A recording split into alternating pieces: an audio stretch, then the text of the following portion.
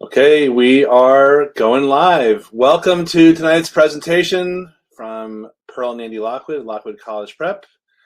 How are you? Pearl, how are you? I'm well. How are you? Pretty good. How are you, everyone?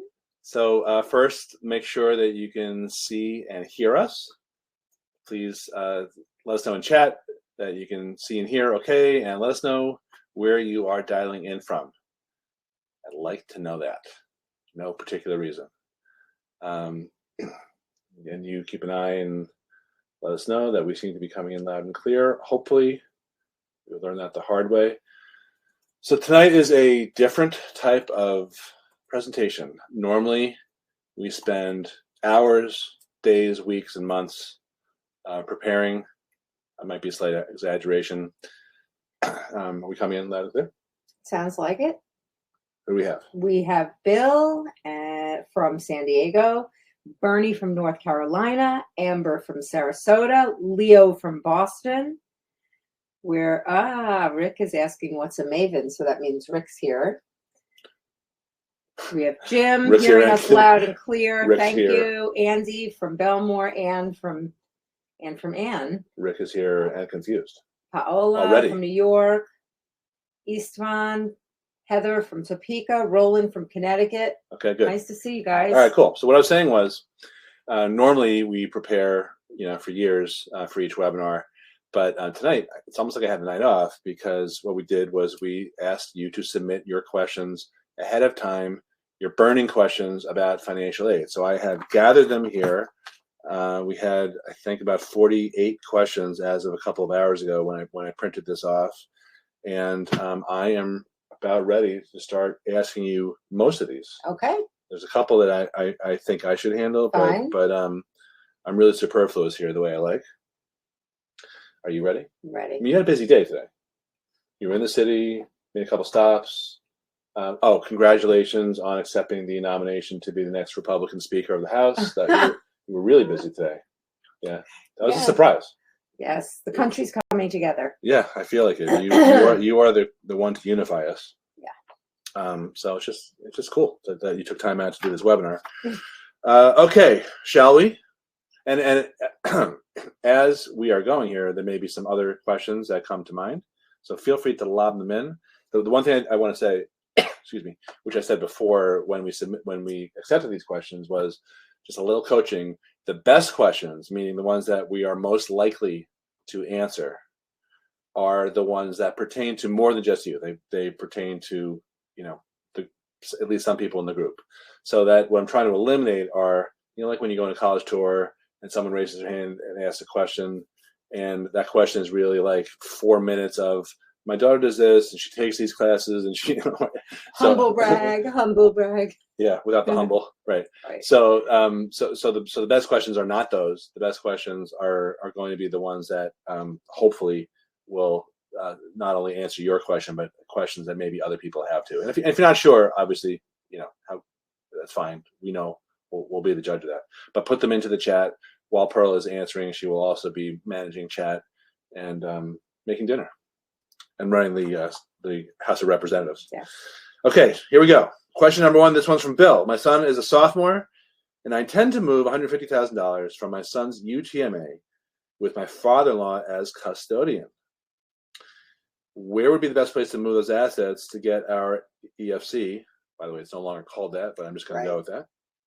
Down as low as possible. So let me answer that one just to be quick. So okay. This is easy. Right. Well, just because this is a specific one, and we don't want to get in the weeds. Even if someone else is the custodian, the child is still the the beneficiary, the designee, or whatever it's called. So that's still going to count as a child asset. So what you really need to look at doing, and this is not legal advice, but you need to legally justify taking it out of the child's name entirely and putting it in a place that's exempt. And that typically are insurance products and annuity products. There are other types of strategies, but those are the two most common ones. Okay. This one is from Bill. Maybe the same Bill. I don't know. Maybe he's getting one up on us. That's okay. I like that. I like Bill. With the new FAID rules, financial aid, will a grandparent pay tuition in any year affect possible student aid? Not Pearl. any longer. So that is a plus from the new and improved financial aid rules for the 24-25 year. In the past, before this year, grandparent payment of the college expense would or could result in a student income event in the following financial aid year, which is most punitive in terms of eligibility. They have done away with that rule, so grandparents now can freely pay for the college expense without it being a negative hit to the student's financial aid eligibility. Well said. Thanks. As per usual. All right, next question is from Jeanette. I believe that's our client, Jeanette, mom of her son, Alex. She likes to be referred to that way. In fact, she signs her emails that way sometimes. Really? Mother of Alex, yeah. But she has her own identity. Yeah, her own identity. Beyond that, yes, I believe that. Yes. Okay, if there is a college that you want to apply early decision to, and applying for financial aid may not align you as a front runner, are there scholarships outside of this college that one could apply to that could mount up to sizable dollars to help offset the cost of this college? So let me handle that one just because she and I actually talked about this before. Yes and no. So there are outside scholarships that come from non-college sources. In your situation, or I should say your son's situation, I don't want to distract him. He's got to get his applications done. And when I mean he's got to get his applications done, you know what I mean, Jeanette. And many other people here probably have the same issue. It's dragging. It's got to get done. So applying for outside scholarships requires a whole lot more applying, writing essays, etc. Right. So that's my first comment. My second comment is we always refer everybody to our colleague who's a scholarship search expert. Her name is Jean O'Toole. And I don't know if you can pop this in chat. Her website is connections101.com. Connections101.com. And I recommend signing up for the scholarship jump start session, which I think is like $150 or maybe a little bit more, maybe a little bit less. And she will do all the heavy lifting for you in terms of not wasting your time or you wasting your time applying hither and yon for a bunch of scholarships that turn out to be fake contests to get your emails and then spam you and make you other offers. Yep. Okay. Thank you, Alex's mom. All right, here we go. From Becky, are there any, wow, you're going to have to think about how you want to answer this one. Are there any tips or tricks to filling out the CSS profile? Will this hurt us if we make too much money? I'm not sure exactly how you want me to answer that. Okay, so yes, there are ways to improve your eligibility legally and ethically, and that's one part of a conversation. And then in terms of whatever it is you make, whatever it is your 2022 adjusted gross income is, your line 11, that is going to be heavily determinative of what you're going to pay. And you can't really do much to change that which is the numbers that are in your 2022 tax return and the numbers that are asked for in the CSS profile, which are also asked for in the FAFSA in terms of the CSS profile income numbers. So there's not really anything to do about that. If your number is higher than, a certain amount, then you're not going to be need-based eligible, even if you had zero assets. The income is going to, is kind of the starting place. And if your income is too high, it's going to be too high on the CSS profile. It's going to be too high on the FAFSA. That being said, you don't need to over-volunteer certain things. For example, the value of your home. It is definitely discretionary to some extent what your home can sell for. How it's going to be appraised might be one thing. How you're going to list it for sale is going to be another. How it's listed on Zillow is another, and how you may judge it as compared to what's been sold on your block recently, give or take, and your own home. You can determine and lowball the value of your home as long as you can defend it. Yes. What about assessed value? Can you use that for your home, Pearl? You cannot use the assessed value as the current market value for your home. That is a different figure. But you can arguably and defensively give a lower value to your home, current market value, as long as you can arguably defend it. If, for example, such a school, because I did see another question that's sort of related here, how do they go about proving the information you've put in your financial aid applications? Okay, so on the FAFSA, for example, I can tell you that the schools are going to want all of the information pulled directly from the IRS site into the FAFSA site using, formerly known as, I don't know if it will continually be known as, the data retrieval tool, but there will be a continued mechanism that pulls the IRS submitted information, tax information that you've submitted through your, however, for your 2022 tax return directly into the FAFSA. And to the extent that your FAFSA differs from the information you put in your CSS profile, income-wise, you're going to have to explain that. In other words, there really should not be a discrepancy between those two, income-wise. Okay? Going on ahead. So is the tip to enter accurate income information? Yes, you have to, of course, input accurate income information. On the CSS profile, though, you do have an opportunity to reflect on what you expect your 2023 income is going to be, and whether you expect any kind of major changes that will affect any part of your financial picture, and provide an explanation to that effect. So those are all ways that you can advocate a certain thing, with your CSS profile. I don't know if you would call that a trick, but well, there's a few tricks too. Yeah. So, or tips. So first of all, taking advantage of legal shelters in the financial aid formulas might be a way to improve your eligibility. We just spoke about that. Moving money into an insurance product. On the CSS profile, it would have to be, if you're talking about an annuity, it would have to be a retirement annuity, a qualified annuity. Right. There are other ways to reduce your income, especially if you're self-employed. And Right. Our accountant, Rick, even though he was confused by what was the term he was confused by? Maven. He happens to be a very good with numbers, not with words. He calls himself a legend. I call him the ancient legend.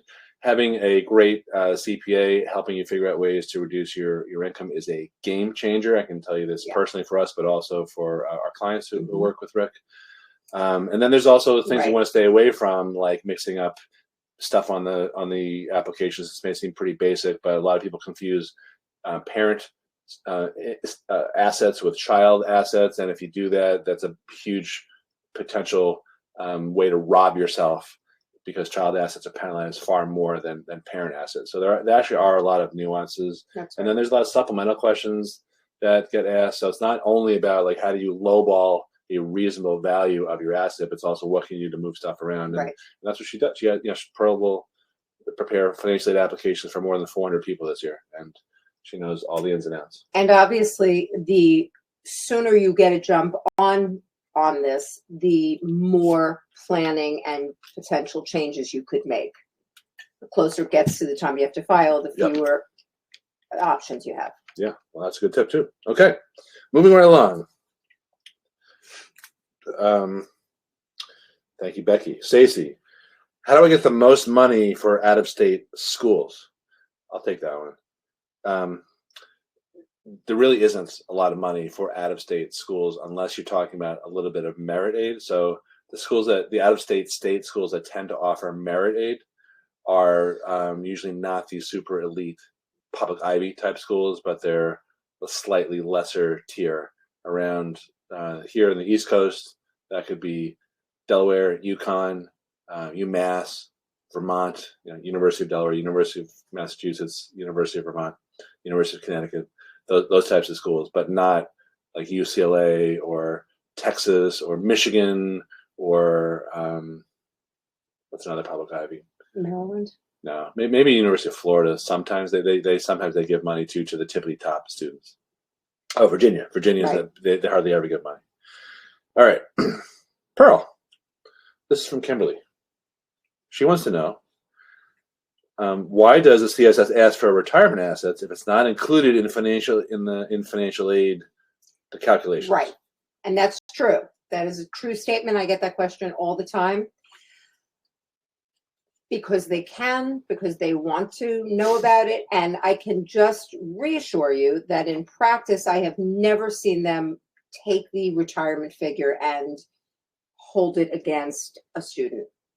I don't I've know. heard anecdotal comments from people, but I always take them with a grain of salt.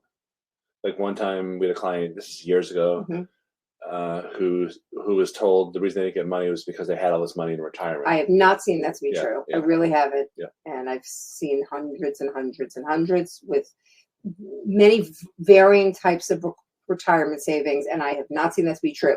That being said, good point. You're right. Why are they being nosy? Because they can be. Yeah. The same reason they want to know, what color your cars are. What color? Not really. What make? No, make, model, year, this, that. They ask a lot of nosy questions. Yeah. Some schools, there's the four corners of the CSS profile that all the schools who are requiring the CSS profile ask this. And then schools are also permitted to ask their own questions, and some will ask pages and pages of additional really nosy picayune questions, like Harvard. Yeah. Okay. Pearl drives because they can. Pearl drives an 18-wheel Mack truck, in case you're wondering, to anticipate your follow-up question. All right, Kathleen, how accurate is the net price calculator to use as a guide to determine whether the college is in a family's means? What's your experience with those? Use with caution, and I'll turn that over to you, but use with caution. Yeah, I mean that would have been my answer too. They are generally accurate. I don't know if I rely on them. However, garbage in, garbage out, though. That too, and they differ. They don't all ask for a uniform set of data. However, I would still do them, and then in the event that you get into that college and you get a financial aid award that is lighter, less than what you saw on the net price calculator, that could be a basis for appeal. So I think it's worth doing. I just wouldn't overly rely. Yeah. All right, Rose Wong. Do state universities like the UCs, I guess that's any of the UCs, Michigan, University of Illinois, Urbana, give financial aid to out-of-state students? Are these schools need blind for out-of-state students? The short answer is only if you are very, very low income, and they still tend to favor in-state kids. And by very low, I mean $50,000 or less. Rosa, how much money can parents have in their savings, minimum emergency fund, without having financial aid start to be reduced for CSS profile schools? Do you want to talk about the asset protection allowance? Yeah. All right. So, which is more for the FAFSA, right, and which has been lower and lower each year. Yeah, but I think part of the change is where right, they it's going to increase it. Okay, so basically, and the metric, it's a formula that's based on the age of the parents and how many kids, and there is a federal asset protection allowance amount that each family can have before which they're going to incur a financial aid penalty. So hang on. So just to give you a number, so you're allowed up to a certain amount before you're penalized. So it could be $20,000. Yeah, they may increase to maybe $25,000 or $30,000. Right. You can have that in your name, and then anything above without a penalty, and anything above that, you're penalized at 5% of the amount, which is really not that much. So to give you more numbers, if you have $120,000 of parent assets, the first $20,000 would be sheltered in this example, and the remaining $100,000 that you have would incur a 5.64% penalty, which comes out to approximately $5,400 of lost eligibility for having that extra $100,000. $5,640. $5,640. Yes. Damn it, Pearl! You had so much credibility until the $160. Yeah. Just kidding. I love you. I love you too. Thanks. All right. Next question from Richard Warren. As a high-income business owner, am I better off trying to limit how much financial info to share, or just throw in the kitchen sink on the assumption that colleges want legacy donors? Well, two things. Yeah. One is that it does show, showing financial strength is something we recommend a lot. I talk about this almost every day with some of our clients who are, it sounds like, in a similar situation. So I would do that. I wouldn't worry about being accurate to the penny, but I would definitely fill out the applications accurately. The other thing, and this ties in, and I'll keep mentioning him, and this is probably making him very happy, but you know, a lot of our high income business owner clients do very well by working with Rick the Legend and lowering their income, in effect creating what he calls tax scholarships. So there are a couple of things to talk about for high income business owners. Richard, are there any other loans with low interest rates that students can take that are not payable immediately? Well, meaning they don't have to start paying them back until after they graduate. that is true. When you're saying other loans, I can tell you that the federal direct loan system does not make you, with both the student and the parent loan, no payments are needed to be made until 6 months after graduation. And what about private loans? Private loans, you know, it really depends.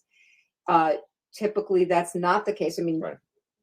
Number one, and number two, just be aware, if you enter the private system or do not enter the federal loan system, then you are shutting yourself off from potentially taking advantage of what we've seen, especially this year, now that the repayment of these loans are coming due. There are some very beneficial repayment plans that you would be precluded from taking advantage of if you go the private route. Got to be in it to win it. So that's another consideration of why you should maybe hesitate to just go into a private loan situation. I'll just say this as a sidebar.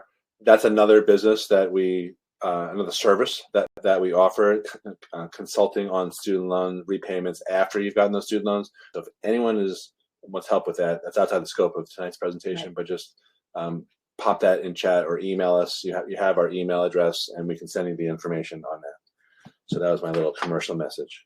All right, Catherine, is contributing the maximum amount to my retirement plan, including the over 50 catch-up amount, does it reduce adjusted gross income used to calculate my financial aid?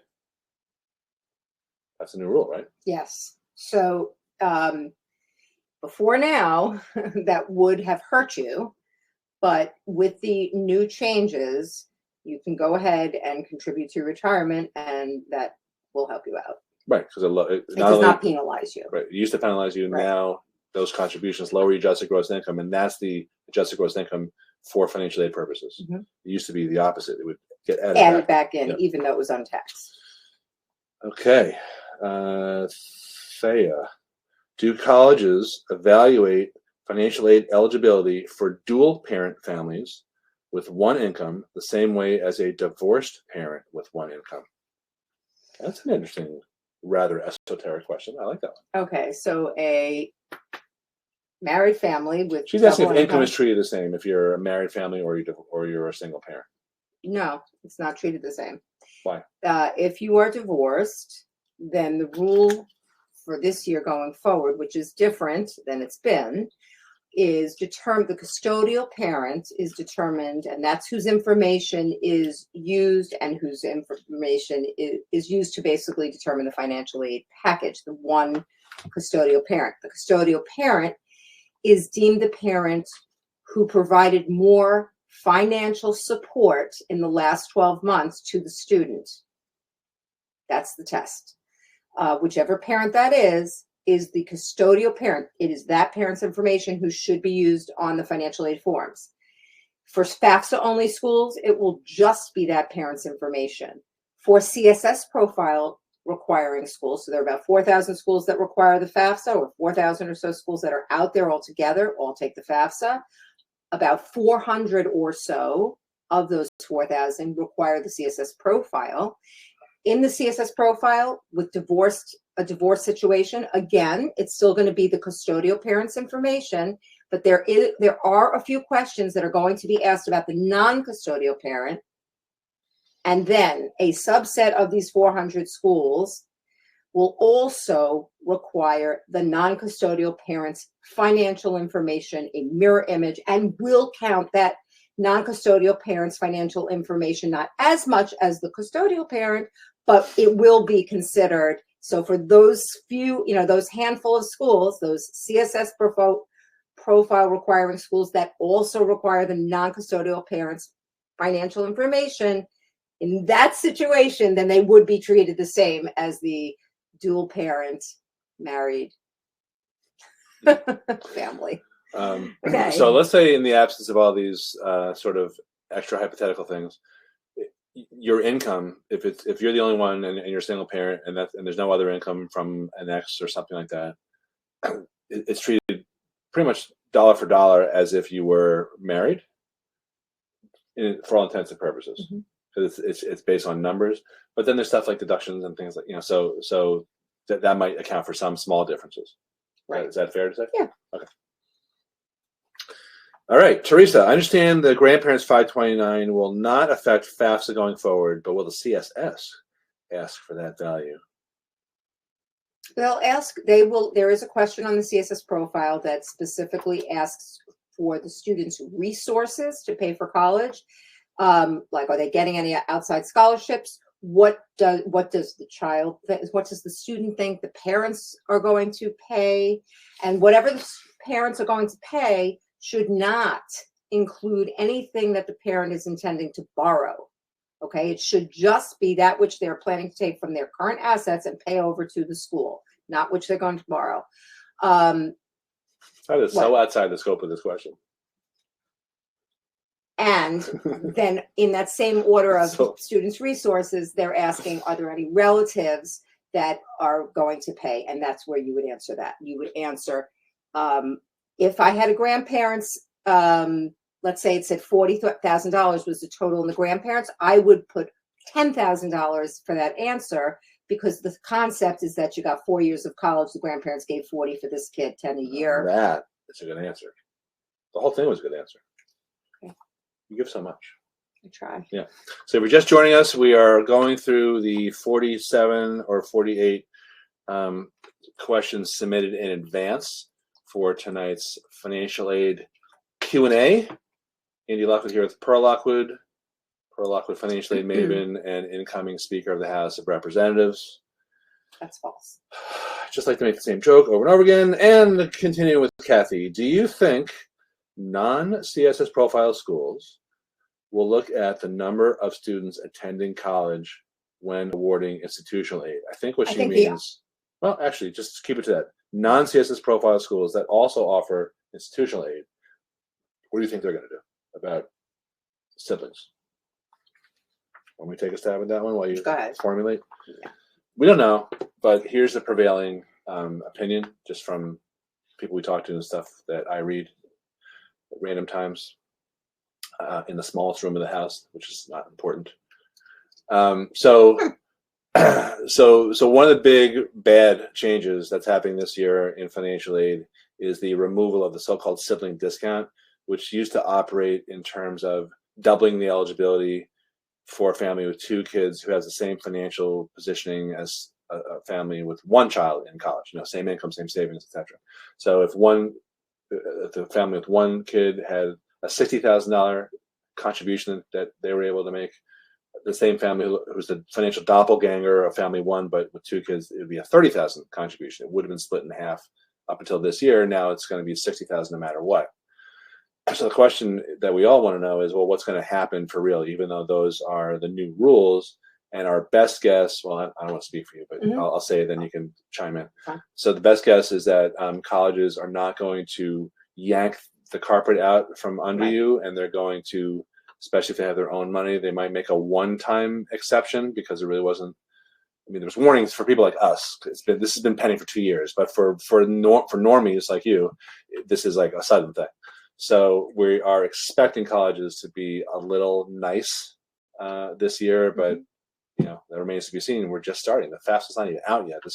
We're doing this session October 25th, and we're expecting the FAFSA to come out like December 31st, or maybe a day before that or something. Not much before that, though. Yeah. Right. That answers another question. When do we think the FAFSA is coming out? Really, New Year's Eve. Legally, they have to come out by New Year's Eve, and I just don't see that they're going to have their act together with the technical release of this thing until close to New Year's. If they're updating software, they're doing coding, whatever. Right. Gonna be Or if it does come out, right I after would it comes hold out, off for a moment.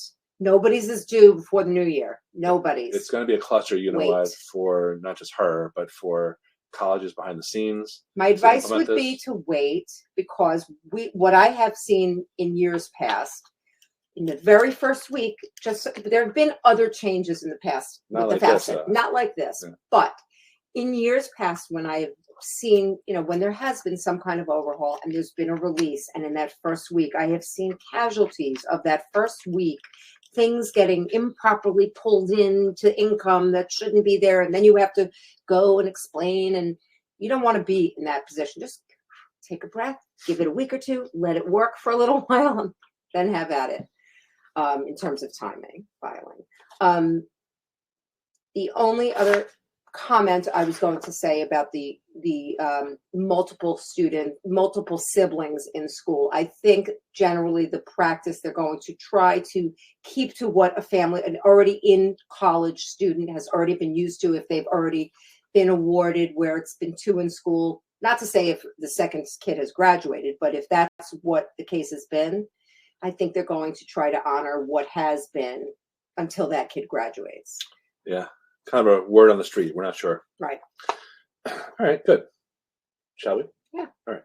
Pete, are there any unusual expenses that are considered qualified 529 expenses? I read on a site that certain dorm expenses qualify, but those were debunked elsewhere on the internet. I just added that. From your collective experience, can you think of anything that may seem a stretch that does qualify? Is there a definitive list available? Yeah, this is a black and white type of thing. It's not there's no gray area. You just have to look up on the IRS website, qualified 529 expenses, and it's generally what you said, expenses that are directly related to college. That means tuition. It does mean room and board. It can mean a laptop. It can mean $10,000 for private school, high school education, and 1 or 2 other things. But it's basically those types of things. No wiggle room. Right. And if you have any questions, you can ask your 529 broker. Yeah. Okay. Michael wants to know, how do real estate taxes fit into the FAFSA calculations? So your real estate taxes are part of your itemized deductions. Of course, if you take a standard deduction, then it will not be part of your itemized deductions, but it is part of an answer on both the FAFSA and the CSS profile. So that is how it's accounted for. Is it part of an answer as part of the income? As part of your income response, right, on so, both the CSS profile and the FAFSA. Let me just guess what he's getting at. What he's getting at, I believe, right, is you're not gonna be happy we with pay so much right. in taxes. Exactly. Do they consider that? Right. Do expenses like property taxes offset or factor into the FAFSA or CSS profile calculations? Pearl? No, they don't. They're not looking at that expense as something that's going to help you, unfortunately. I can tell you, though, that some schools do have their own institutional forms that, in addition to the CSS profile and the FAFSA, and like University of Pennsylvania has their own institutional form, and on that form, they specifically ask for your real estate taxes. So perhaps that school takes it into consideration. In what way, I'm not really sure, but I just figured I'd share that. Sure. Sure. All right, here's a question that I am a little baffled by, so I'm going to blindside you. From Nimit. How do Child's 529 plans affect the FAFSA and financial aid or grants if a child is a beneficiary, both parents are alive, on an IRA or even a revocable trust, but does not own it? Does that count as student assets? So just to parse that, first of all, can a 529 be part of those other? I no. don't even know. We're not financial advisors, so right. That's a new one for me. But if a 529 is parent asset, I don't think it can be withheld in an IRA. No, and an IRA, if any kind of IRA in the student's name would not count against them in any way. So if you had money, not a 529, in an IRA, that would be exempt. If you have a revocable trust, that's a different asset that is asked about you're asked about it on the CSS profile. Specifically, you're going to be asked, is there a trust that the child's a beneficiary, the student is beneficiary of, and what type of trust? Is it revocable? Is it irrevocable? Is it testamentary? And is any of the income or principal available to that student now? What age is it available? What is the corpus of the trust? So there are questions that are going to be asked on the CSS profile about the trust, and then if any of it is available, if it's, to the extent that it's an asset of the student, that would also go on the FAFSA.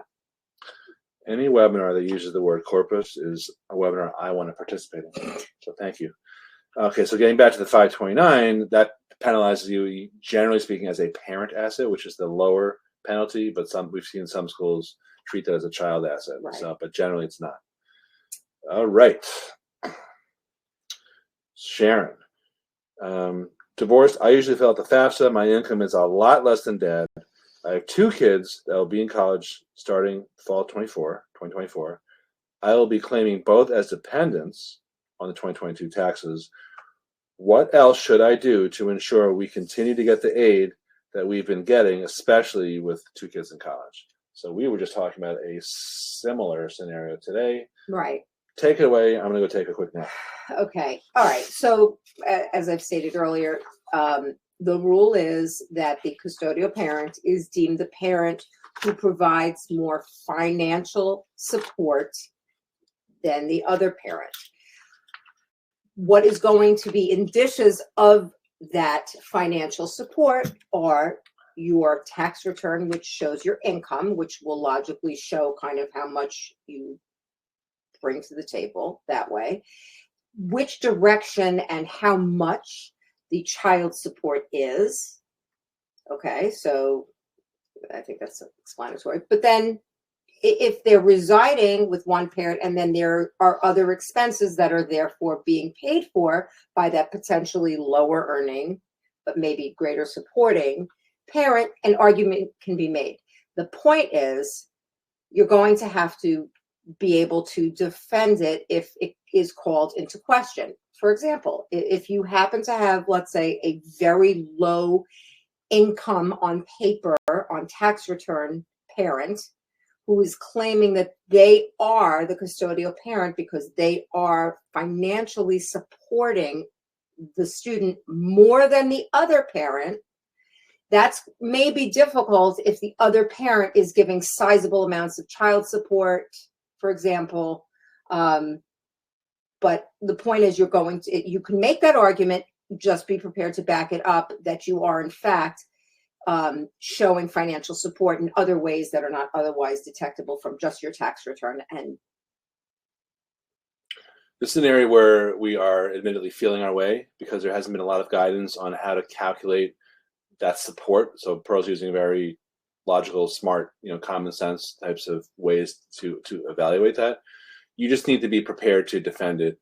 If it's really obvious that the non-custodial, the X is providing way more support, you might be out of luck, but you've got to bend over backwards to figure out how you can show that you provide more support if this is going to work for you. Right. Okay. So we've now finished page 2 of the 4.5 pages of questions. Great. How do you feel? Take a break? Yeah, go ahead. Okay. Keep going. You want a snack? No. Egg sandwich? No. Okay. Fine. Mindy. Mindy accurately describes, there was no forewarning about the new changes to the FAFSA regarding multiple kids in college at the same time. Gulp, all caps.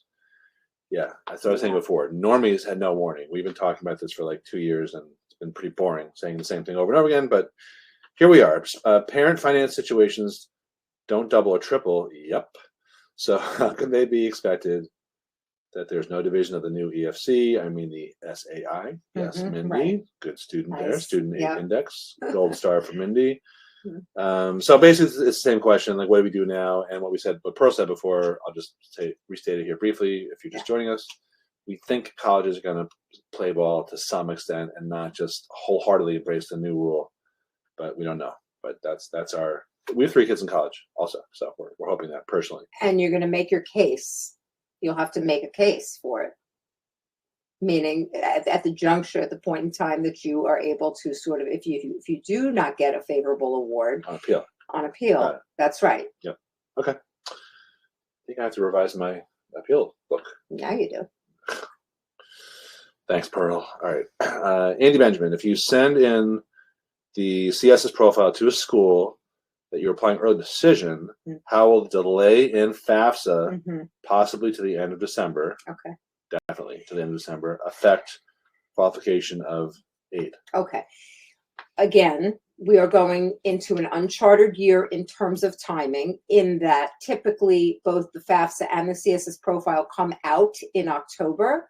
And if you are applying early action, early decision, your priority financial aid deadline for those application status, that applying that way, is that you submit both the CSS profile and the FAFSA at an early date. And then you find out your decision, and then you get a financial aid package. So how's that going to work this year when the FAFSA is not going to come out till January? Well, I speculate that the following is going to happen. I think you're going to apply, you're going to submit a CSS profile that is going to be, according to the early timeline, November 1st, November 15th, December 1st, something like that. You'll get your admissions decision back sometime end of December or January, depending on the school. And you will get then, I believe, a provisional award from the school saying what your provisional financial aid package is, subject to what they see on the FAFSA, subject to change if the FAFSA, turns something upside down in terms of what you've already submitted in the CSS. That's unlikely. So it will likely just endorse, because that's where you're going to get the proof from the IRS coming through that FAFSA that the school is going to want to see. It's a verification, essentially, of your income. But don't forget, if you've applied with a CSS profile, at that point, they're going to have your actual tax return to make a package, to decide your financial aid package. So I think that in those cases, the FAFSA is just going to be an endorsement of the package that is going to be awarded, and that's how I think they're going to handle it. Yeah, I mean, it's like 3 times or 4 times as long as the FAFSA or the profile, so they're going to have all the information they need. Yes. So barring any weird discrepancies, right, that should be final. The CSS profile is really what has much more information on it than the FAFSA. FAFSA information is subsumed within the CSS. Okay, fine. Jillian. Just trying to keep you on track. Go ahead, thanks. How annoying is that? No, it's fine. I know it's annoying. Jillian, okay, this is interesting. So I'm going to maybe do a little interpretation here. I co-own an investment property, but didn't file tax as the other person file tax all the time. I already transferred the ownership. Do I report income from 2022 on FAFSA? Well, do you own it? If you don't own it, then you don't own it. You don't own, then you don't report any income. Right. If you owned it in 2022. Well, so I have that with some clients, and basically I'll see a property on their Schedule E of their 2022 tax return, and then when I ask them, they're going to go, "Oh, we sold that 2 years ago." Okay. So what you would do, because you don't want to just ignore it, because the school is going to see the existence, let's say, of a property that you may not own. That would be a perfect thing. You could check other in your CSS, and on your explanation, the property located at that is on my Schedule C was sold in February 2022. We no longer own it. Or for a business, sometimes this was a business, it no longer exists. You just put an explanation. Good. How do people get in touch with you? Get in touch with us. I will put in our website. Well, we have. And our phone number. No, I think you just pop the strategy session offer. Okay. Is that loaded there? Yes. So we will waive the consultation fee. It's a free 15-minute call if you want to talk about any of the stuff about your own situation. One thing I'll say right now is we are not taking on any clients who have November 1 financial aid deadlines, because I don't want to burden her that much. We have a big weekend coming up.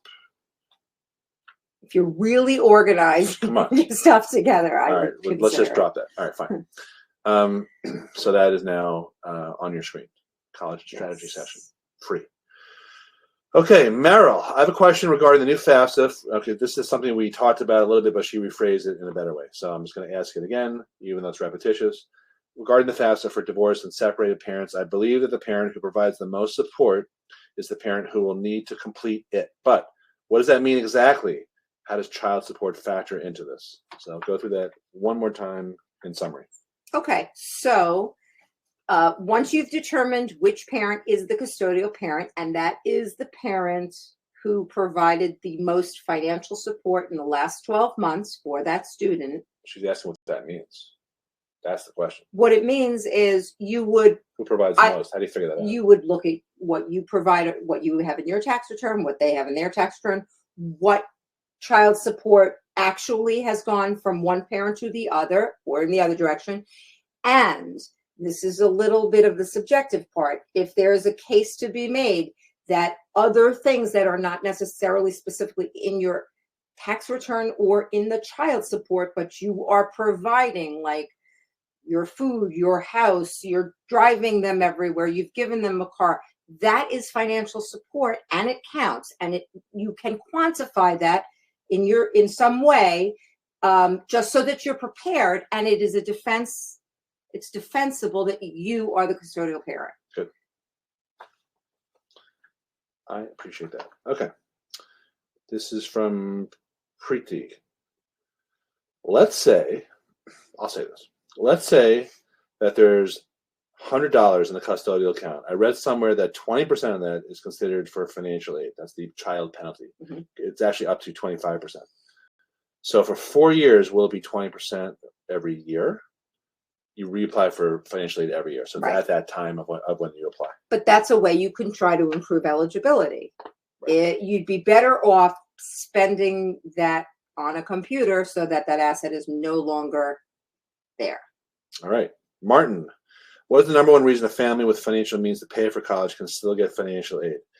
That is a combination of two factors, depending on whether you're self-employed or W-2 employee. The main thing, and this is why a lot of our clients don't qualify for financial aid.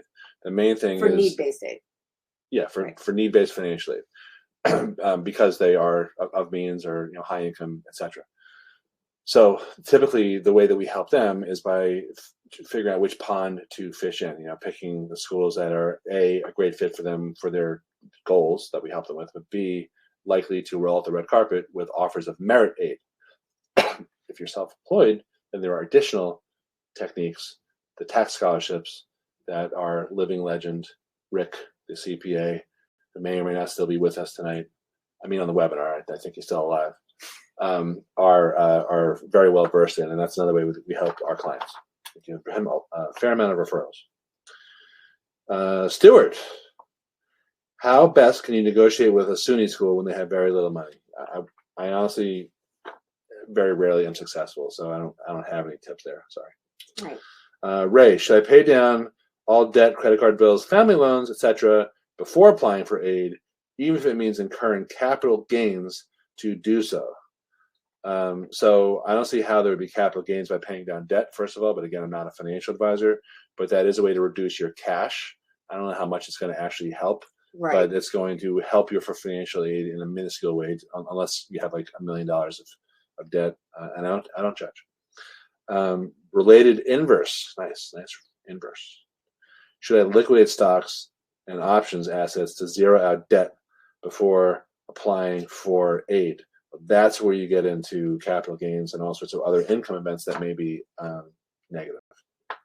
Right. I just want to be clear. You're not getting any credit for having paid off your debts in terms of... Indirectly, you are. Well, you are. If you're lowering kind of what you show, that's true. Yeah. But I just want that not to be confused with some extra benefit that you think you're getting because you're reducing your debt in the eyes of the financial aid offices. They don't really care. You don't want that to be confused or conflated. Pearl went through about a 6-month period where she was overusing the word conflate. And now I won't use it. Well, of course, because I'm such a nice person, I kept calling her out on it. So now I won't use it. It was like 6 months. Mm-hmm. It was so conflated. I meant confused though. Okay. Lisa, what is the best way to use a 529 to your advantage when applying for scholarships? I don't think there's any relationship between 529 and scholarships, so there's no strategy there. How to maximize one's chances for financial aid, and how to deal with damage limitation of roadblocks, etc. So in general, 529 is an asset that counts against you. But that's the thing about the 529. It's not whether it penalizes you, it's how much. Mm-hmm. So ideally, the less you have, the greater your eligibility. But again, it's usually considered 5% of that amount. That's the penalty. So if you have a 529 of $50,000, then your possible reduction in eligibility will be about $2,500, $2,600. So it's it is money, but it's not a huge amount. So I wouldn't twist yourself into knots, because if you use the 529 early for a higher education qualified expense, right, then you pay a penalty on the earnings, which is 10%. Got to do some weighing there. Usually it doesn't seem to work out. Occasionally it does. Oh, Tara. Did you ever hear back from Tara? Yes. Okay, good. So she's here tonight, or she put in a question. And I owe her an email. I owe her all right, let's focus. Someone else's email. Let's focus. All right. Hoping to see her Sunday. How does? Oh, nice. She's at Cornell. Yeah. Oh, nice. All right. How does the middle class family with just enough income and assets, etc., that they are disqualified from receiving any aid, but not enough disposable income to pay the full sticker price, actually get some aid? Yeah, I mean that is like you've seen, but you described a lot of people. There are some strategies that you can do to squeak by and get some aid, but a lot of it has to do with where you are applying. And that's one of the dirty little secrets about this, is that colleges engage in what they call preferential packaging, and they will favor the people that they want, either for grades or scores or certain ethnicities or certain talents or something like that. All right. Katie.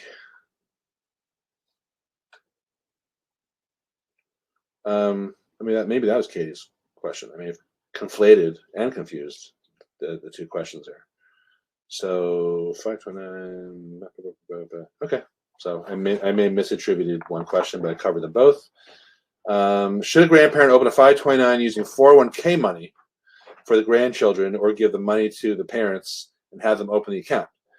Well, that is a very specific question that's a little out of our league, I would say, because we are, again, not financial advisors.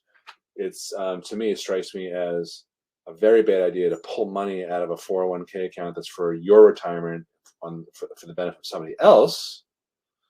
But we've seen all kinds of strange things. Yeah. But in terms of how whatever you do as a grandparent will affect the grandkids and their eligibility this year going forward, doesn't matter. So you can give as much money as you want from a 529, from a 401k, although that doesn't strike me as a good idea, because you'll probably be penalized on that, from your own assets. Normally, up until this year, that would have penalized the grandkids. It no longer does. So giveaway. All right. Peter, how does a low-income, high-asset family get financial aid? For example, $55,000 adjusted gross income, $700,000 assets. That is a perfect situation for us, because you have the ability to your income is very low for financial aid purposes, and you have the ability to shelter a chunk of those assets in some sort of financial product. Yep. Typically, we see insurance products, sometimes annuities. There are other techniques. Yep. We're not. I know I keep saying this. We're not financial advisors, but we would either work with whoever you have, or we would recommend someone if you don't have. But somebody. You definitely have an opportunity to improve your eligibility with that scenario. I literally was emailing someone about 45 minutes before we started tonight, who has a client that we referred, who has about $600,000 in assets and a relatively low income also. So it was almost the same scenario as what you just said. Jamie, how do you determine which scholarships are worth trying for? Are there sites that show that people apply, get certain ones? Yeah, I think most of those sites are actually pretty disappointing and a waste of time.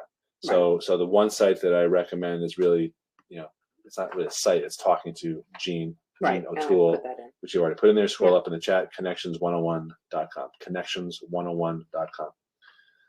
All right, Christina. concerned about submitting the applications and not having all the numbers matched due to timing of submissions and status of bank account. Okay. Last year,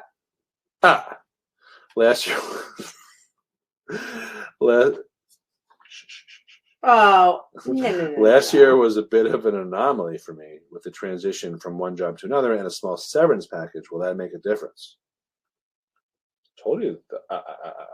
So in financial aid, the problem, but there's a solution. The problem is that there's a 2-year look back. So if you have someone graduating 2024 and you had a high income in 22, then you may not qualify for much, if anything.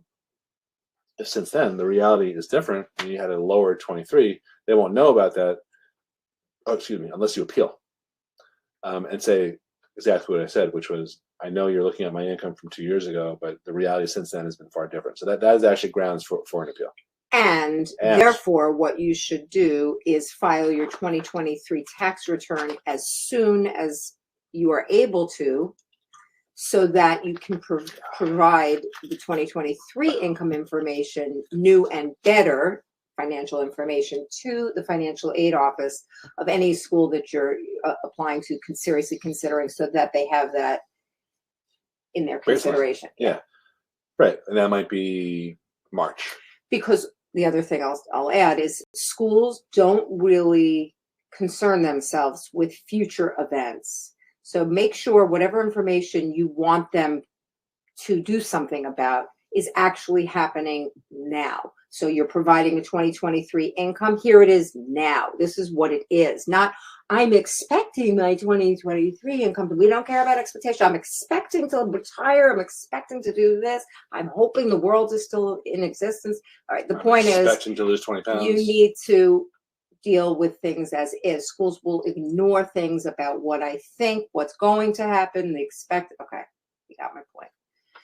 You know, I just realized it's been about 5 minutes and I haven't plugged Rick, the legendary CPA. Or use the word complete. Yeah. We should start charging him for placement. Product placement? Yeah.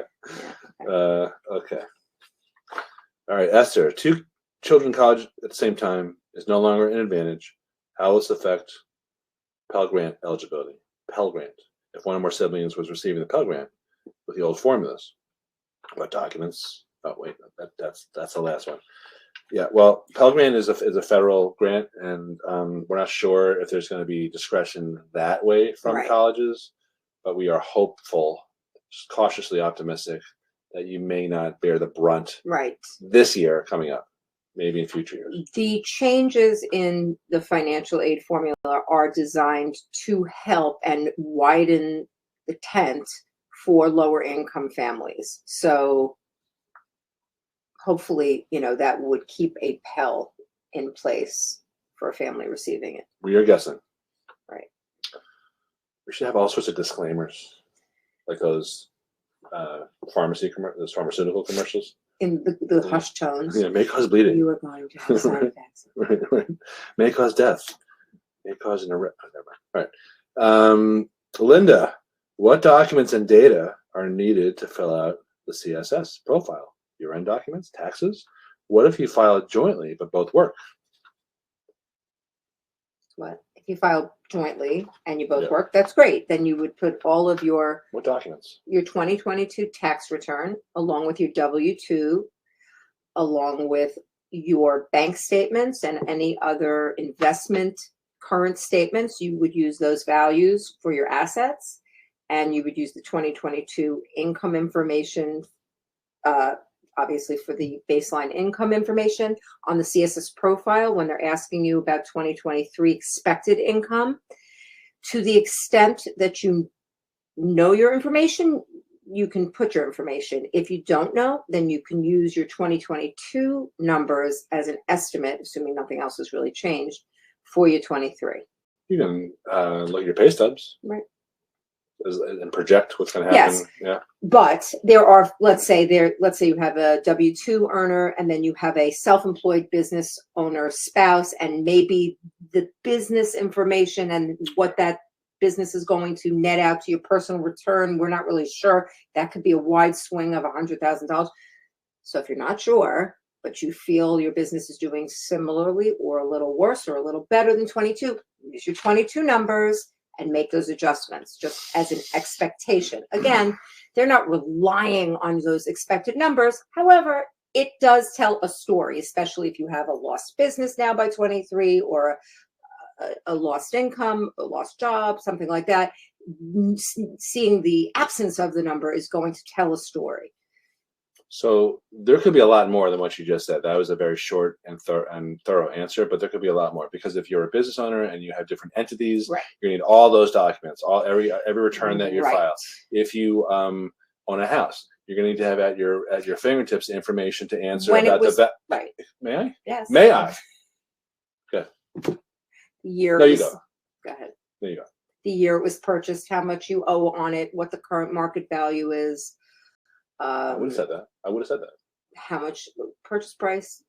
You Whether said it's a rental property, how many months you rent it out for, is it an additional family property? So there are a lot of questions that you're going to have. You're going to need your logins, your College Board logins. So the CSS profile is a bitch. So pardon my français.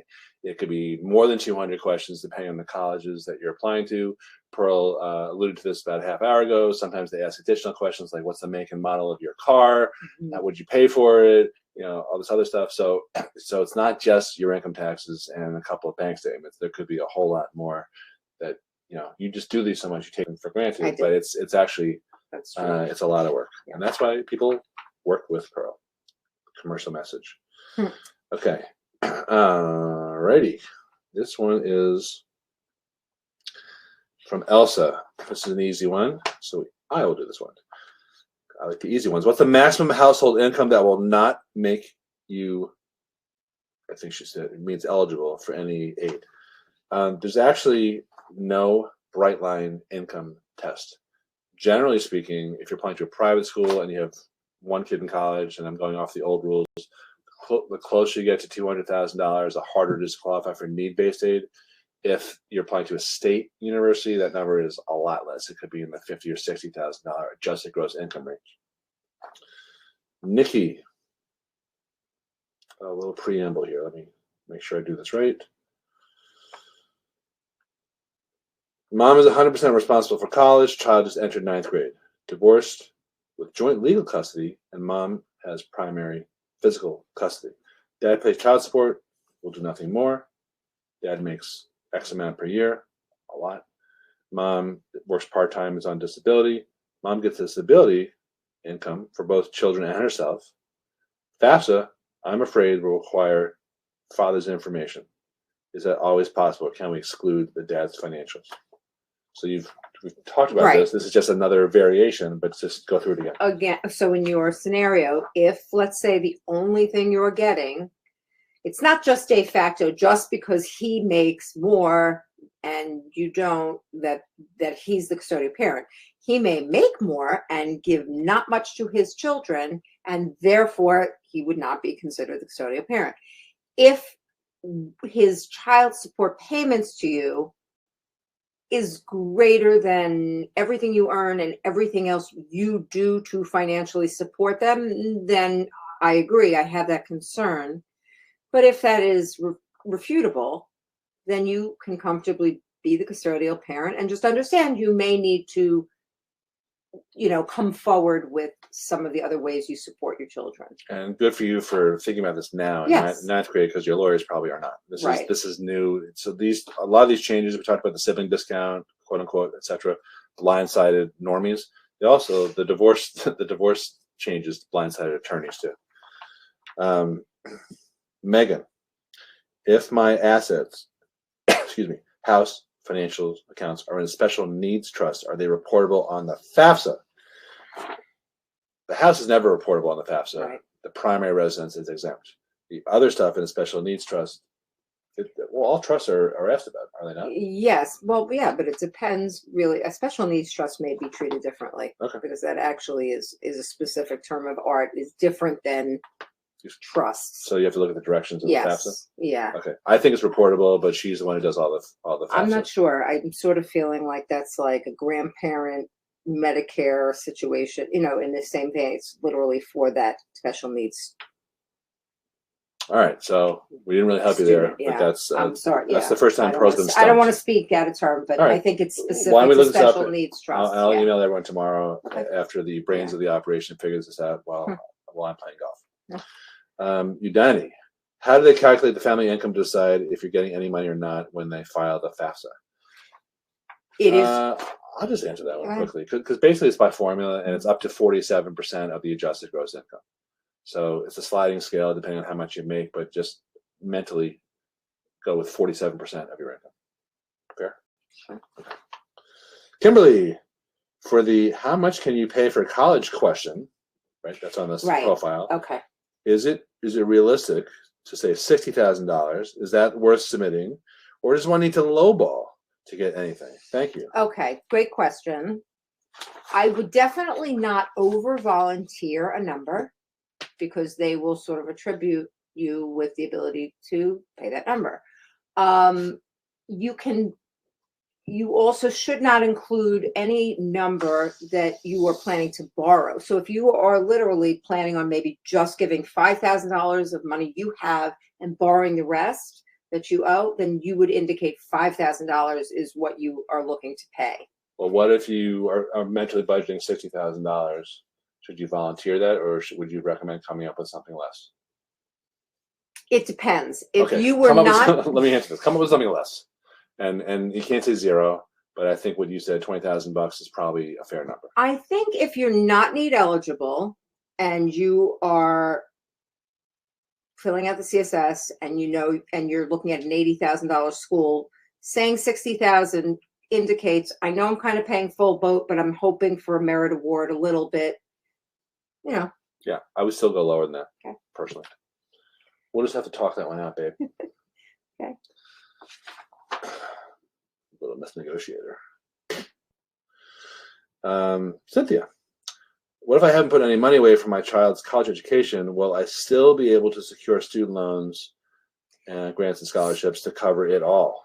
Yeah, the answer is as long as your credit is not in either like a foreclosure or a recent bankruptcy or tax lien, it can be pretty mediocre. It can be pretty mediocre and it will pass. It is just a yes-no proposition. Yes, your credit passes, or no, it doesn't. And yes, if your credit passes and you want to borrow $20,000 or you want to borrow the entire cost of attendance, that's your option. That's your choice. $85,000, $90,000. Yes, and you can do that, and it covers everything, room, board, tuition, and you can do that for all 4 years, and you don't need to pay anything until 6 months after graduation. That's all fine. It is not income based; it's credit based for the parent. And that's a great question because we hardly ever cover that.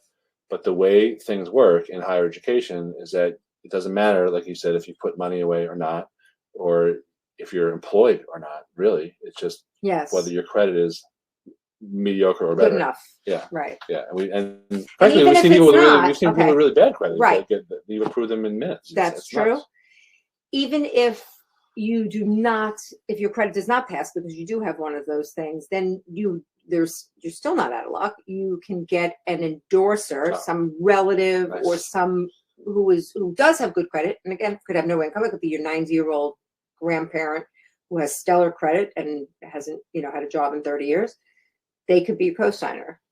Of course, they have to be willing to step in your shoes and pay your bill if you default on it. But that's so it's a big commitment to be an endorser.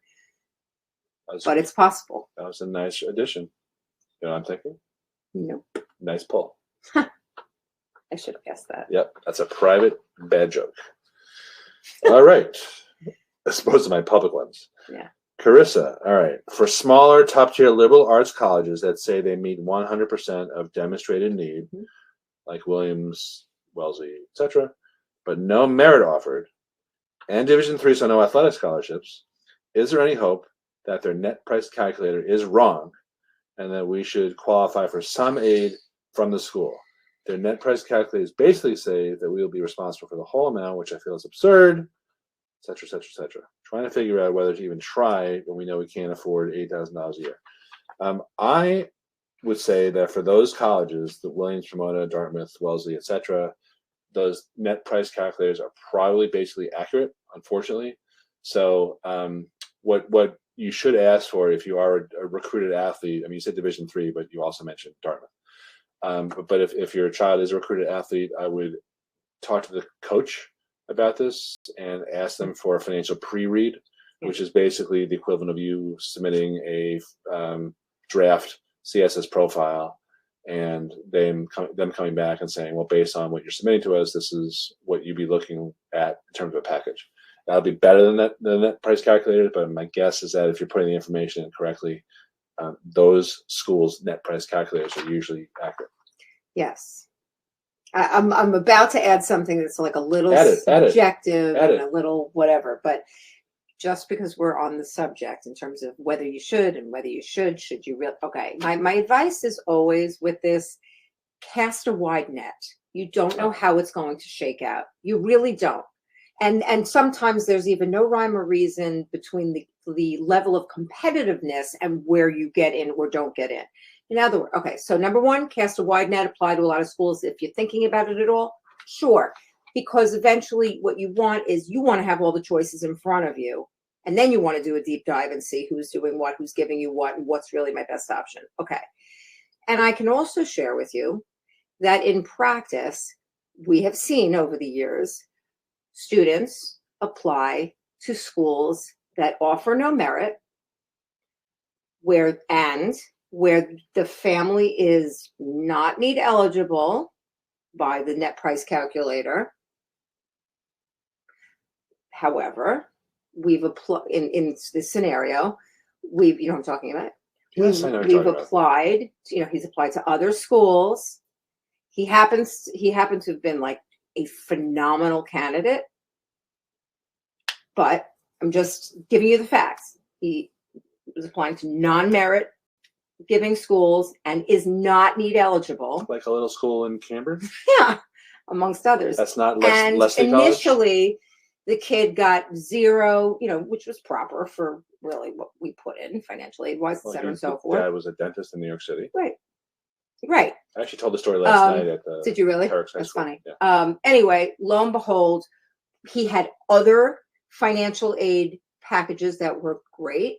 We were able to use those financial aid competing awards to the school he really wanted to go to and say, hey, look, can you meet or exceed this? We got these other packages we're forced to consider, blah, blah, blah.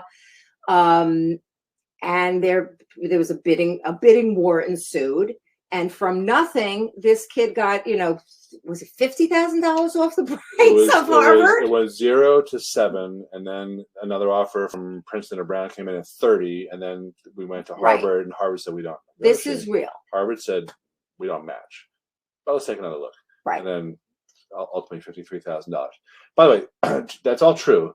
Right. To be fair, and I'm going to overstate this, right? To be fair, may I? The reason we both came up with the same story is because it doesn't happen that much. Right. So back to the question, I would still trust the net price calculators, yes. and I would still request the pre-read, but stranger things have happened. Right. Because again, this is a fluid situation. You just don't know how it's going to spin out. You don't know what other packages you're going to get, and you don't know, especially if you're a student athlete, like just how badly they want you. Maybe they are willing to show the money for you.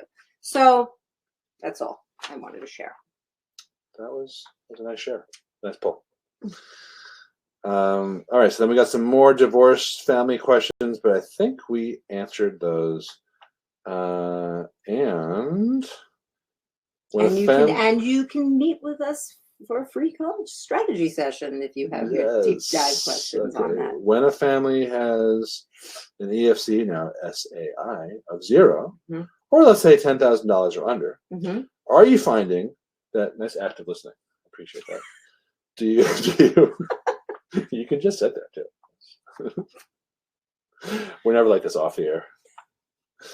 By the way, our daughter Lizzie loves this. She loves these reactions.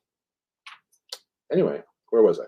Are you finding that financial aid given is heavily in the form of grants or in the form of loans? This is for schools other than the highly selective institutions with huge endowments like Penn, etc., that give all aid in free money and grants.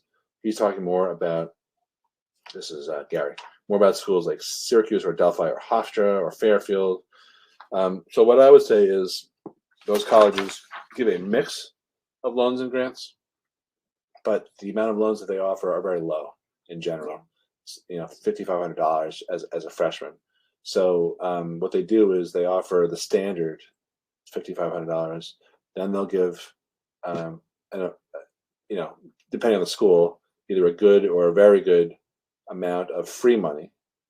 But there'll always be what they call a gap, which is the difference between the cost of attendance versus any of the financial aid that's offered.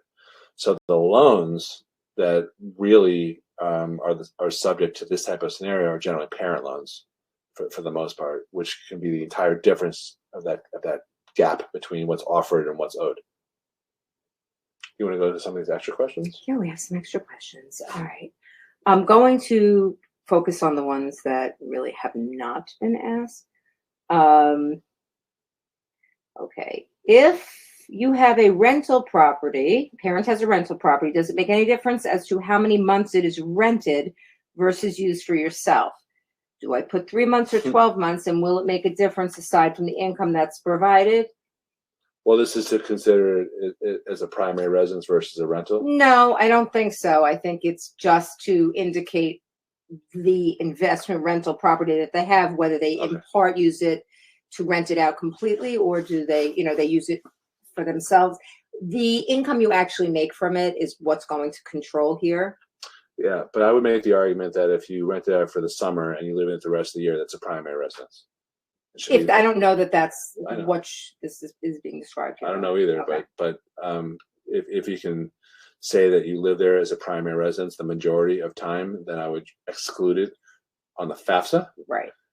If you're applying to a CSS Profile school, they ask about your primary residence. I would still call it that, but if you can justify it. I didn't get the, okay, fine. Hey. How can you, from Shirley, how can you negotiate for a better financial aid package? Surely you can't be serious. Yes, I am, and don't call me. Well, okay. Shirley. Right. So airplanes. There are three conditions or three scenarios that seem to work. They all have to do with new information that's not already on your financial aid applications. One could be that, and I talked about this earlier, if your income since your base year, since the time you filed your financial aid applications, has dropped. So for someone applying for financial aid for the 2024-2025 school year, they're looking at your income from 2022. If 23 was a really bad year, that's appealable. If you, in that ensuing year, had extremely high unusual expenses, not property taxes, that's not new information anyway because they know where you live from your address. But if you had huge medical bills, unfortunately, or huge legal or property damage or something, something that really affected your ability to pay for college, they wouldn't know about that because that doesn't go on the financial aid applications either. So unusual drop of an income, unusually high expenses. Maybe someone moved in, you have to support them or something like that. And then the third one is a better offer from a competitor college, not from a school that's like way below that in terms of the tier of college. So what I mean is, a school that's basically looking for the same type of students. Those are the three most common scenarios. Okay. Question Shirley. From Christine. How do the financial powers that be verify what you input into the form? Okay, so as I had already mentioned, the FAFSA is going to directly pull in your IRS submitted tax information. So that is how they verify your tax information, as well as you supply a copy of your tax return to many of the schools. In terms of your asset information, so here's how they have a little bit of a clue as to what you maybe should or shouldn't have. And this scenario came up on a CSS profile I was working on today. In this case, there was a warning before the family submitted the CSS profile that said, data checks. Have you reported all asset information? Because we... Really? Yes, it does. It warns you. No, It's not new. Right. And so they asked me, well, we're getting this warning. What does that mean? It's like when Alexa goes off and, when you're just saying the word Alexa. Right. So Alexa, buy every one of Andy Lockwood's books. So what happened in this case was on this family's 2022 tax return, they had both dividend and interest income showing up on lines 2B and 3B. So if you have income on lines 2B and 3B, that tells a financial aid officer that you also have an asset that generated that income at that time. So now in this particular instance, we had failed to indicate that they had anything except some cash, checking and savings. We said they had no non-retirement investments. So that's why they got this warning, because it didn't match up. And then I had asked, I said, well, did you have any, non-retirement investments perhaps you forgot to mention? And lo and behold, oh yeah, well, we have this little account for $70,000. Right. I was like, oh, let's put that in. But that's not always the case, right? No, it's not. And then, right, it could have been the case where they sold that asset and, well, this is 2022's tax return, and that's why it's there. You have an explanation, that's great. You just need to be prepared to defend that. And some schools, may I just jump in here? Nope, you can, one moment. Some schools may also do what's called an asset verification, where they will see your information and then want some further backup. Not every school. I'm saying one particular school could be looking at your information and decide they want it randomly, they want to ask you for more information. And in that instance, they could ask you for supporting bank statements, etc. So that's how it comes up. May I have permission to speak? Sure. Okay. What I was going to say was along those lines of it may not be something bad that they're catching onto, is that at the last minute we do a lot of sheltering of assets that taking them from places that hurt you in the financial aid formulas, transferring them or depositing them in instruments that are exempt from the financial aid application. Right. And if a college brings up the scenario that Pearl was just describing, they said, well, wait a minute, where's the asset that threw off this interest or these dividends, etc.? You have to be prepared to defend, well, I took care of some basic financial planning needs by doing A or B or whatever. Mm-hmm. So it's not just because it's a triggered question doesn't mean you're dead in the water. You just have to be prepared to answer it. And if you're doing everything above board, there's nothing to worry about. Right. That's exactly right. Okay. Question from Stacey. Thank you for letting me speak. If I was married filing jointly in 2022 and divorced filing alone in 24, is there a way to identify that on the new FAFSA? Okay, so there are two different questions on the FAFSA that will illuminate that. The one question is they'll ask about what was your filing status in 2022, and that answer would be married filing jointly. But then there's a next question is what is the current marital status of the student's parents? And in that instance, you would say separated or divorced. And in that kind of nexus, you will need to, if you're the custodial parent, parse out your income information from the 2022 tax return and only put your information in the FAFSA if you're now divorced. And I will add nexus, parse, corpus, all in 1 hour. And conflate. Best financial aid webinar ever that uses those 4 words. Question from Bonnie. So what about equal custody? My ex pays more for support, but I claim the child. Again, the test is which parent provided more financial support in the last 12 months to the student. That's the test. You need to find more stuff that you're paying for, which is probably not hard to do. Okay, question from Cheryl. My daughter will graduate from community college in December. She will continue for her 4-year degree, but we don't know where, and it won't be until September 2024, the earliest. When do we have to file the FAFSA? Well, The FAFSA is going to come out around New Year's Eve, so sometime thereafter. Is that our Cheryl? It is. Hello, our Cheryl. Long time. It sure is. Right. Obviously, when you have the list of schools that she's applying to. But shortly after the new year is when we would file. Okay.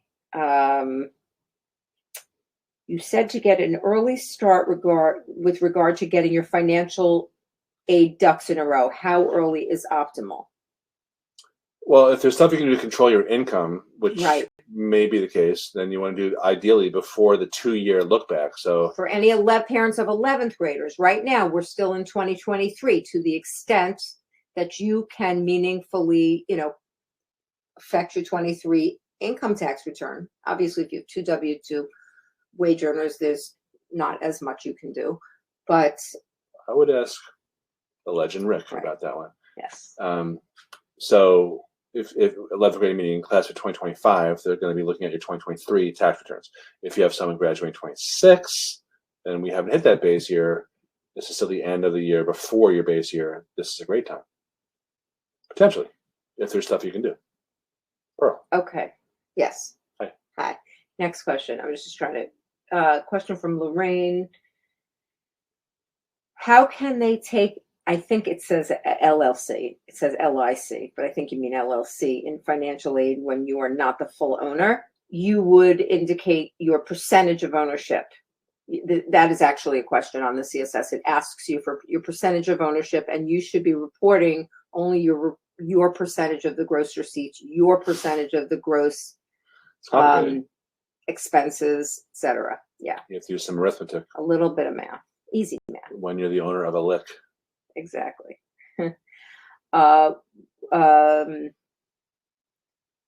Okay. Concentrate. Does the way parents file married filing separately affect the FAFSA? Both parents are still considered correct? Yes, correct. In fact, it makes no difference. All the income information is going to come in. It's household. It's household, right? Conversely, and I don't know if I was talking about this with you around or with somebody else. This is out of the scope of this, but we mentioned it before. That can affect your eligibility for student loan repayment plans that That's Pearl true. is an expert on. There's something like 126 scenarios, and it does matter potentially It's how you file. Very, very meaningful. It can be very meaningful in terms of what your monthly payments are, how you file. And that, I'll just say this again, Yeah. that is outside the scope of this discussion because that is a totally different service. But just to give you something to keep you up in the middle of the night. But if you have, so most people about. probably don't have loans that are eligible for repayment. But if you do, and you want our help, you can just email us. Yeah. It's also, the website is yesterdaysdebt.com. Can you put that in there just so people can see it? So again, I don't think this is going to pertain to most people, if anyone on this call, but yesterdaysdebt.com is where we describe our consulting service that we are soft launching. We haven't fully launched it because Pearl's busy. Okay, question from Preeti. Once the financial aid is determined and accepted, how do you go about applying for loans? Would the loan be in the student's name or the parent? Great question. Okay, so students are able to get only a certain capped amount each year, and those amounts are fixed.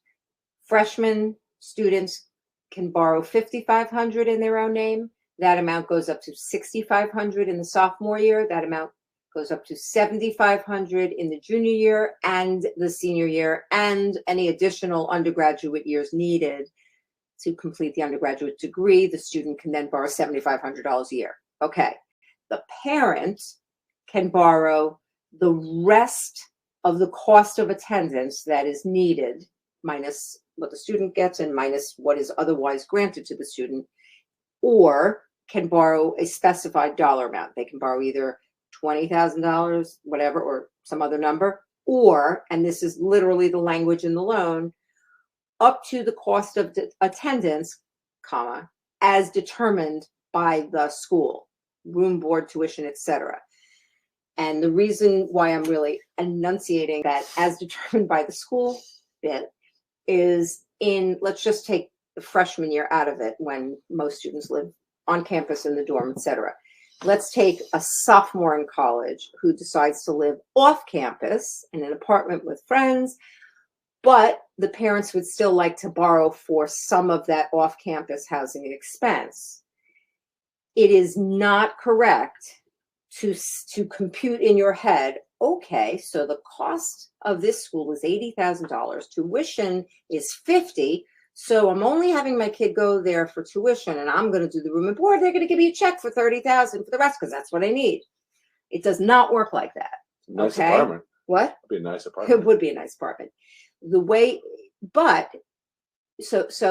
it works in that instance is you can indicate, I want to borrow the whole cost of attendance for my off-campus student residing off campus, and the government will then send money to the school. The school will internally recognize that student's only staying for tuition, keep the tuition money, and then recognize, oh, this is an off-campus student who wants to borrow the whole thing. We've determined that for our off-campus housing kids, they're going to get a reimbursement of $5,000 for the semester. And then they send the parent a check for $5,000. And typically this happens after they have to pay rent and some expenses for that off-campus housing. And it's used more often to reimburse some of the expense.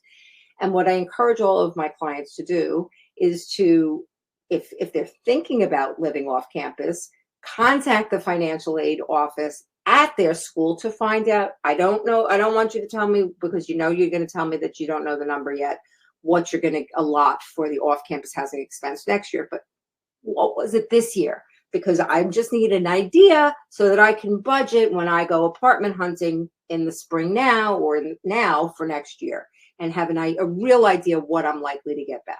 Okay. I digress.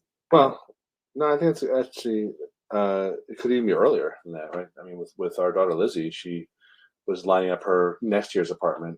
She's done. She signed her lease already for next year. No, but she got, she's in Michigan. When she got to Ann Arbor this summer, it was like 3 weeks or something where she was signing a lease for the next year. Yeah. Or maybe that was last year. It's all blending in. I actually think we should wrap up here because it's been over an hour and a half. So if you have any other questions, please feel free to reach out to us. Again, take us up on this strategy session offer, unless, well, we were arguing this. I don't think we can handle anyone with a November 1 deadline because she works like a farm animal. She likes to do that. But it may be, we may not be able to meet until after the 1st, just because our calendar is pretty packed. Either way, thank you for participating. I hope you found this very valuable. It's a real unparalleled opportunity to get these questions answered by Pearl, who for years has done 400 plus families worth of financial aid applications each year. This is a very tricky year. It's coming up. If you need our help, we are here to help you. Either way, wish you good luck, and closing comments. Best of luck. Don't lose your head in this. It's okay. It's going to be okay. The year comes to an end at some point. Do not panic, citizens. Don't panic. All right. Take care. Thanks for joining us.